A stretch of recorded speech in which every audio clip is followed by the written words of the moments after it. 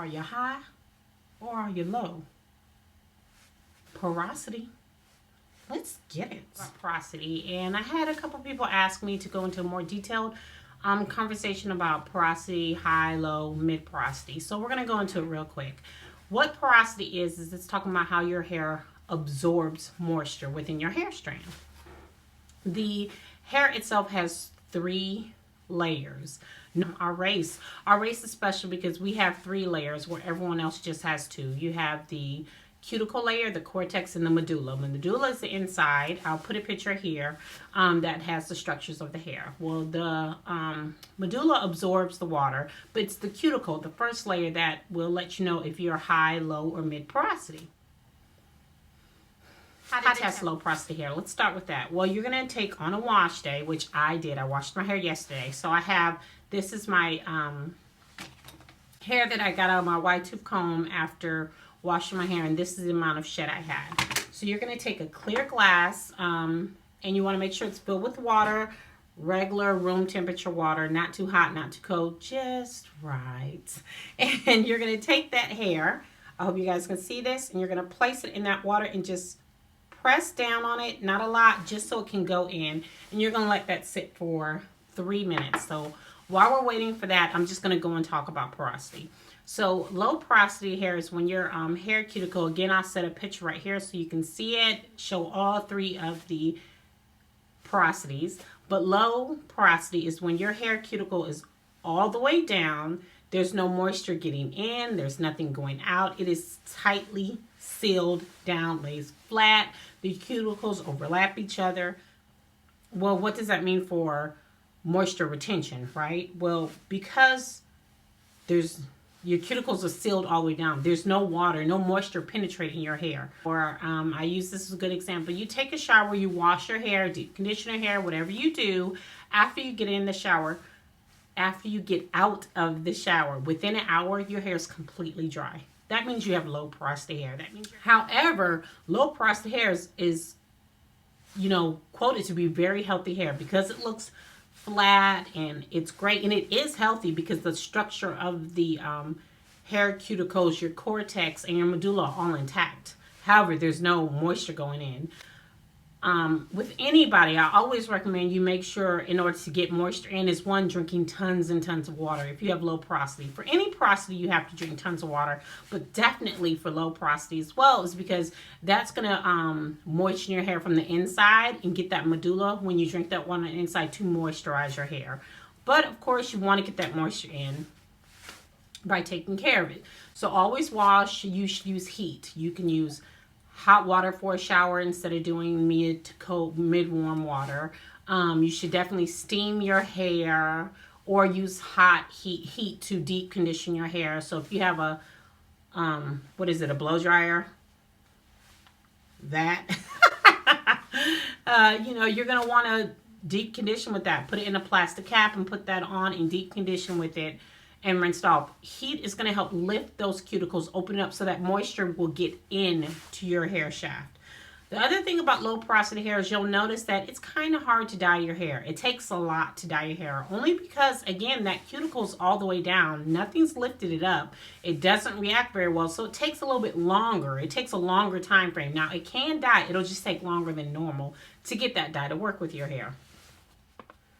Another way to help with that is you want to make sure that all your hair products that you use are at a good pH balance. Your shampoos are always going to be a little bit more higher on the close to neutral to a alkaline level. So let's say about a 8.0, a 6 to 8.0 is a good pH balance for those who have low porosity hair, because you want that cuticle to start to lift open and stay that way so that moisture can get in when you shampoo your hair. Now, also depending on how your hair absorbs this water, you may need to moisturize your hair every day, every other day, but you want to be cautious of how you do this because your hair cuticle shaft is all the way down. You don't want to cause a buildup, and then moisture won't get in at all because you have the layer of your cuticle and you put all this product on, build up, and then when you try to put moisture in, like wetting your hair, nothing's getting in because you got all that buildup plus the low cuticle. It's just fighting against it, and you'll end up having to wash your hair. Porosity hair also have to be a little cautious about protein treatments. Now, the reason why I say that is because you can still protein treat your hair, but you won't need it as much. Hair shaft is down. Hydrolyzed protein, hydrolyzed wheats, any type of protein products, silk, wheat, all these protein products you have, they're going to build up on your hair shaft. And then after a while, you'll have to clarify your hair to get that protein off. So yes, you can still protein if your hair needs that protein. If you find that you're having large amounts of breakage, you want to make sure that, you know, you don't use too much protein because you'll overload, or what people like to say is protein sensitive. Nobody's really protein sensitive. You just don't have to use it as much. The reason why I say that is the first two layers of your hair are protein. If you're protein sensitive, that means you won't have hair because the majority of our hair is protein. Pretty sure I'm gonna get a bunch of comments about this, so you can comment below your options of that. I asked my sister, who's a hairstylist, and she agreed that no one's really protein sensitive. You either don't need that protein or you do need that protein treatment. And some people who are low porosity won't need a protein treatment simply because their hair is already structured, tight, and strong, and it really doesn't need that protein unless, of course, you've chemically altered it with relaxers or color treatment. Yeah, and you just want to make sure you wash your hair under hot water. You do a steam deep conditioner or a heat treatment deep conditioner. You want to make sure you have products that are balanced between 5 to 6.0, and so that the pH balances so that your hair cuticles remain lifted to allow that moisture to go in, not come out, and keep a balance to your hair. That's how you train your hair with low porosity hair. It can be done, you can maintain it, and it just takes consistency. Here, it's been 3 minutes, so I'm going to take a pause right quick, and we're going to look at my hair. So if you see, like I knew it would be, my hair is all the way at the bottom. I have high porosity hair. I expected that. So if it stayed up top, it would be considered low porosity. It's hung out in the middle here. It would be considered mid porosity. But mine is at the bottom, and I am high porosity hair. Some people are just lucky enough to have high porosity hair, and that would be me. The thing about high porosity hair is your hair cuticle is complete opposite of low porosity. Your hair cuticles are all the way open. Again, I will insert a picture there to show you. And that moisture is going in. Your medulla is sucking it up because it's saying, oh my gosh, moisture. Yes, I need to hold this. I need to retain this. And what happens is, so this is your curl, and then it expands and kind of stretches because it's holding that medulla. It's trying to hold all that water. It makes it heavy, and your hair loses its elasticity, and that's because it's trying to hold all that moisture. But at the same time, slowly, it's going to start dwindling. All that moisture is going to go right back out your hair. Your hair is going to be soaking wet. For instance, today I did a test. I washed my hair this morning, and I want to say all of this is dry. Finally, all of it's finally dry, and I want to say this part of my hair dried around 5 o'clock, and it's now 5:53. But I was testing it all day. It was soaking wet when I first left, so I had a cap on. I had it in a head rag, and then I took it out to go to work and just let it air dry. And this portion of my head took forever to dry. It was just a hot mess. And if I kept it in a ponytail, it would take a day, maybe 2 to 3 days for my hair to actually dry in a ponytail. These are signs that you have high porosity hair.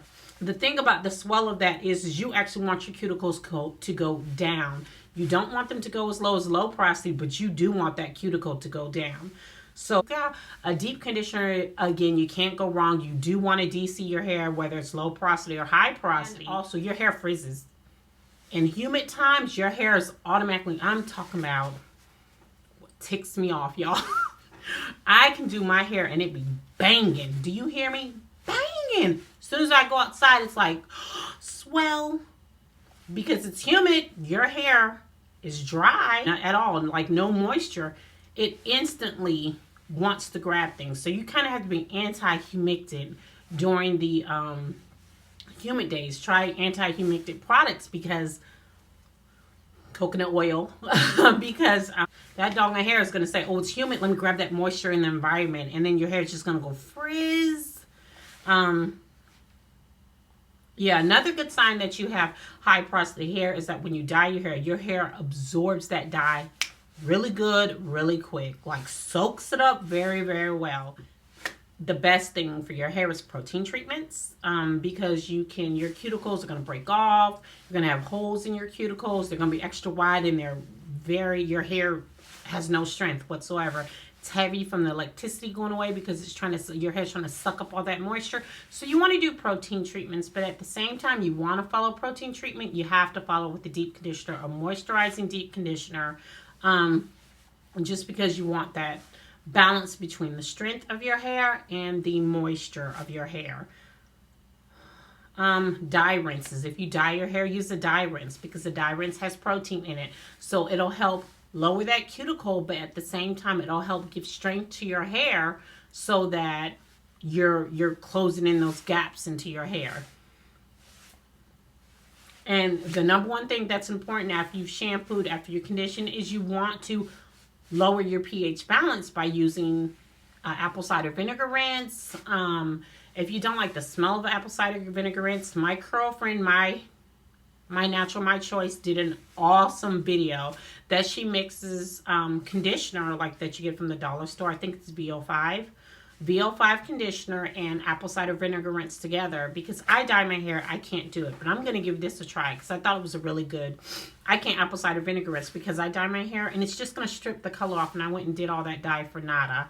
But she recommended taking conditioner and taking your 1/4, I guess, apple cider vinegar, shaking that up, mixing it together, and then doing it like that. You don't have that nasty smell, the apple cider vinegar. Your hair is still creamy and conditioned, and it doesn't strip the color off. I will try that, but when I saw her video, I was like, good tips, sis. So yeah, I really like that. Another thing I like to do is, excuse me, if you guys watch how I make my do-it-yourself aloe vera gel, I make my own aloe vera gel. And aloe vera gel is a low 4.0 apple cider vinegar. You want it to be about a 4.0. And you want that is because that lower pH balance is definitely going to lower that cuticle down. And then just to maintain it, you want a pH balance between a 4.5 to 5.0. That's the pH balance you want, so you can maintain those cuticles steadily going down. Now, can you alter can you alter your porosity? Yes, you can alter your porosity, but you have to be consistent. If you're not consistent, if you one step away from your regimen, it's going to go back up. You have to be consistent with it. That's the whole tip of how to train your hair. It's up to you. If you're not consistent, your hair is not going to be consistent. So aloe vera gel, you can either what I do is after I've washed my hair, either when I deep condition it, I'll put the aloe on it first, then put my conditioner on and let that sit as a DC, then rinse that off. Or right after I've rinsed it off, I'll even put it on again before I put my leave-in. Or you can take your aloe vera gel mixture, or if you buy it out the bottle, and put that in with your leave-in and shake it up and mix it, and so it'll lower the pH balance of your leave-in so that it helps close your cuticles. To each his own, or you can apple cider vinegar rinse or do the conditioner apple cider vinegar rinse. So you have options versus the smell, whatever your hair likes best. And mid porosity is perfect. Your hair cuticles are slightly raised so that moisture goes in, but it doesn't come out. Your medulla absorbs it, and you just maintain that moisture. Now, can you alter your mid porosity? Yes, you can. If you put a chemical process to your hair, dye, henna, even though it's natural, it still chemically alters your hair structure. So yes, it's going to color your hair. It's going to chemically change it. Not much, but it can do it if you do it consistently. And relaxing your hair, that's going to alter the porosity of your hair. You can be mid porosity one day. You dye your hair, especially if you bleach your hair.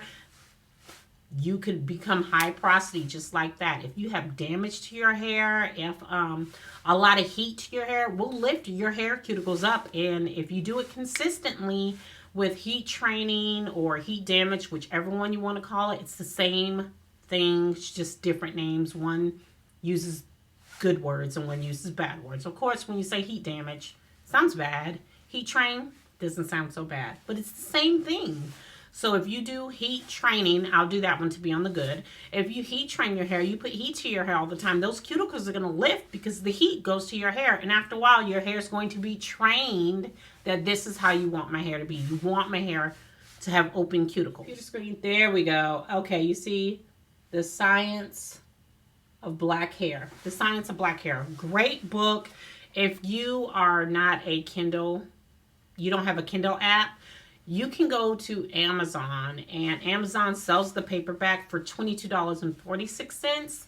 I have an iPad, so I bought the Kindle, and it's only $9.99 if you get the Kindle app or, you know, Nook, whatever you have. You can buy it for only that low amount. That's where I learned about my porosity. I recommend that book to anybody if you are a new natural, if you're a returning natural and you just didn't do it because it was so hard last time. That book I live by. It's a great book. Yeah, Mama loved that book. That book was very informative. If you're a bookworm, that's a great book to go into and learn about your hair. So yeah, guys, that's what I'm talking about, porosity. As always, I hope you liked it. You loved it. Comment below and tell me what you think. Bye.